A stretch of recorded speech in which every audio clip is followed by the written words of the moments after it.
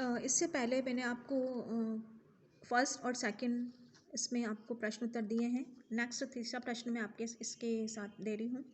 गैर शाब्दिक या भाषेतर कौशल शाब्दिक कौशल के समय महत्वपूर्ण नहीं है, इस पर टिप्पणी कीजिए। क्या मतलब है गैर शाब्दिक? मतलब जिसमें शब्द नहीं है।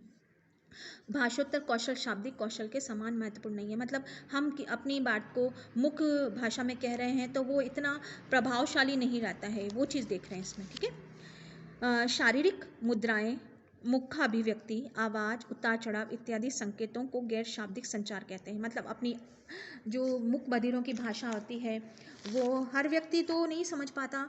ठीक है, वो कोशिश करते हैं अपनी बात को पहुंचाने के लिए, उतार चढ़ाव रहता है, ये इतना प्रभावी नहीं रहता। यही चीज़ें इस पर टिप्पणी करना है। गैर शाब्दिक संचार के अंतर्गत विचारों एवं भावनाओं को शब्दों के बतौर अभिव्यक्त किया जाता है। ठीक है, अपने भावों को बिना शब्द के माध्यम से वो अपनी बात को कहने की कोशिश करते हैं। अन्य शब्दों में शब्द रहित संचार गैर शाब्दिक संचार, जिसके अंतर्गत अपने अनुभवों और व्यवहार जन्य संकेतों के आधार पर संयोजन अपनी बात को प्रभावकर्ता तक पहुंचाता है। मतलब बिना बोले, बिना शब्द के अपनी बात को कह रहा है वो। आप ये चीज़ सोच सकते हैं बच्चों कि जो सुन नहीं सकता है वो होठ को किसी लिपसिंग करके उस चीज़ को समझने की कोशिश करता है। आप देखिए कितना कठिन है ये चीज़ समझना, है ना। जबकि संचार प्रक्रिया में शब्दों की महत्वपूर्ण भूमिका होती है। ठीक है, संचार में शब्द, अभी हम आपसे बात कर रहे हैं, आपको ये क्वेश्चन पुट अप कर रहे हैं, दे रहे हैं, तो उसमें हमारे शब्द हैं, आप उस चीज़ को समझने की कोशिश करेंगे। ठीक है, आप देख के, सुन के और उसको अनुभव करके इस चीज़ को समझने की कोशिश करेंगे। या फिर मैं अपनी बिना बोले अपनी बात को कहूँगी तो वो आपको समझ में नहीं आएगी, आ जाएगी लेकिन इतनी जल्दी प्रभावित नहीं रहेगी। इसके बगैर संदेशों की संरचना और संप्रेषण संभव नहीं है। संदेश का संप्रेषण चाहे मौखिक हो या लिखित, दोनों ही परिस्थितियों में शब्दों की भूमिका महत्वपूर्ण होती है। शब्दों के आविष्कार से पूर्व मानव प्रतीक चिन्हों, अपनी हाव भाव भंगिमाओं के माध्यम से संदेश संप्रेषण करता था। ठीक है, जब भाषा नहीं थी, उसको लिपिबद्ध नहीं किया गया था, तो अपनी भाषा संकेतों के माध्यम से वो, आप पुरानी चित्रों को देखते होंगे कि एक पूरा एक सीक्वेंस वो चीज़ बताता है कि इसके बाद ये हो रहा है, इसके बाद ये हो रहा है। ठीक है, यह आज के शाब्दिक संप्रेषण की तुलना में अस्पष्ट होता था। शाब्दिक संचार के माध्यम से मानव में बौद्धिकता का विकास हुआ है। मानवीय संचार में शब्दों का सर्वाधिक प्रयोग किया जाता है। ठीक है, हम अपनी बात को किसी भी माध्यम से कहने की कोशिश करते हैं, चिल्ला के कहते हैं, धीरे से कहते हैं। ठीक है, ताकि वो अपनी बात कह सके। शब्दों के माध्यम से हम अपनी बात कह रहे हैं। मानव अपनी ज्ञानेंद्रियों द्वारा संचार प्रक्रिया को गुजरता है, जिससे स्वर संचार की प्राथमिकता प्राप्त होती है। क्योंकि मानव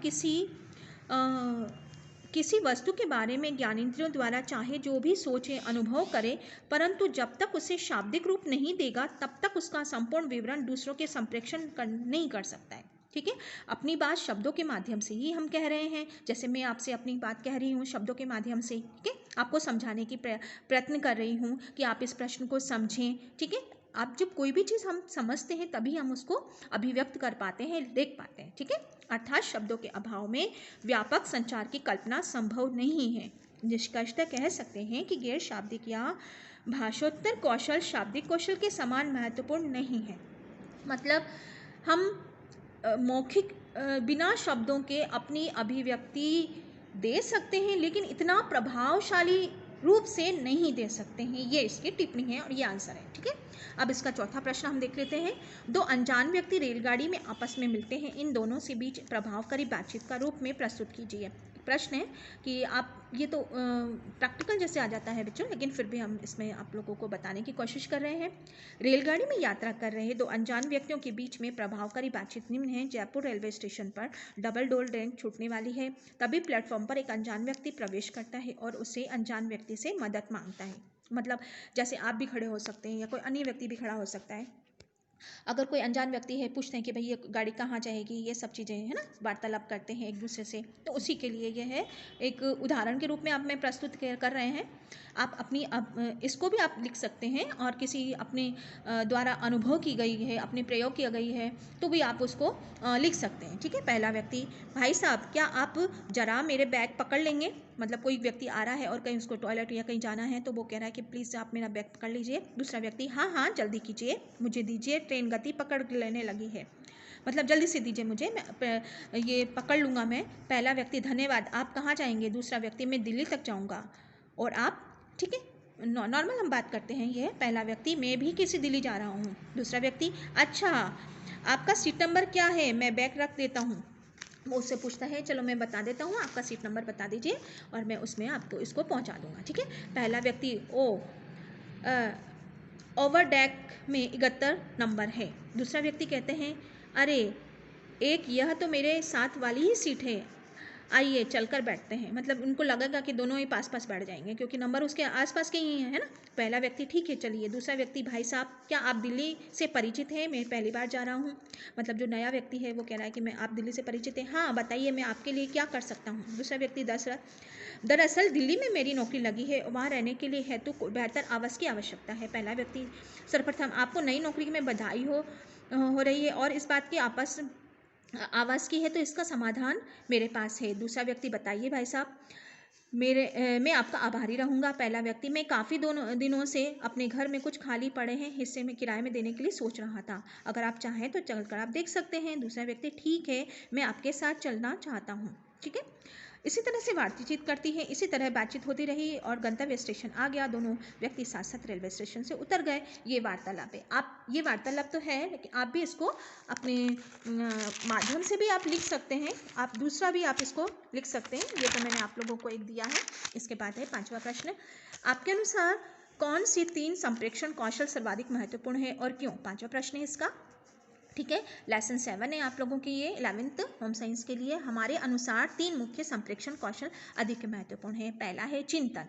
संप्रेषण में चिंतन मूलभूत कदम है। यह अंतर्वैयक्तिक संप्रेषण कौशल है। इसमें व्यक्ति विचार, अनुचिंतन, सोच विचार एवं मनन सुनिश्चित होता है। चिंतन व्यक्ति को अपने विचारों, अभिमतों, निर्णयों, भावनाओं को चुनने तथा संगठित करने की योग्य बनाता है। ठीक है, आपकी क्रियाएं और अभिव्यक्तियां इस बात पर निर्भर करती है कि आप क्या और कैसे सोचते हैं।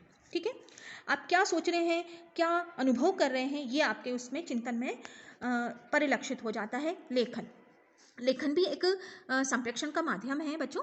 ठीक है, संप्रेषण कौशल है। कभी कभी लेखन के संप्रेषण में सर्वोत्तम तरीके सिद्ध होता है। कई बार किसी भी संदेश को प्राप्त करना एकमात्र तरीका भी हो सकता है। इस तरीके से संप्रेषण मौखिक संप्रेषण की अपेक्षा अधिक मूर्त होता है क्योंकि इसमें संचार की त्रुटियां और गलतियों के लिए बहुत कम गुंजाइश होती है। लेखन के माध्यम से संप्रेषण करने वालों के समक्ष नई चुनौतियां आती है जिससे वर्तनी, व्याकरण, विराम चिन्ह, लेखन शैली, शब्दावली आदि शामिल है। आज की प्रौद्योगिकी कंप्यूटर के ऐसे विश्वसनीय साधन प्राप्त हो गए हैं जो ज्ञापन, पत्र अथवा प्रस्ताव आदि औपचारिक लेखन के अधिक आसान बनाते हैं। इसमें वर्तनी जांच और व्याकरण जांच की भी प्रावधान होता है। ठीक है, आजकल जो हमारे पास साधन उपलब्ध हैं उसमें ये सब चीज़ें साधन हमें मिल रहे हैं। बोलना सर्वाधिक आधारभूत संप्रेषण कौशल में से एक है। किसी समूह के सामने बोलना तथा सार्वजनिक तौर पर बोलने वाले महत्वपूर्ण प्रकार के कौशल सार्वजनिक तौर पर बोलने, श्रोताओं को सूचित करना, प्रभावित करना, राजी करना, प्रेरित करना, मनोरंजन करने इरादे से संचित करना, वाक् कौशल द्वारा सदस्य तरीके से लोगों के समूह के साथ बातचीत करने की प्रक्रिया है। ज़्यादातर महान वक्ताओं के भाषण कौशल काफ़ी कारगर और प्रदर्शित करने में स्वाभाविक योग्यता होती है जो किसी विशेष प्रयोजन के लिए श्रोताओं को आकृष्ट और प्रेरित करने सहायक होते हैं। भाषा एवं वाक्पटुता, प्रभावशाली भाषण, सार्वजनिक व्याख्यान तथा अंतर्वैयक्तिक संचार के 2 सबसे अधिक महत्वपूर्ण हैं। ये आपके 7 लेसन कंप्लीट है। ओके बच्चों।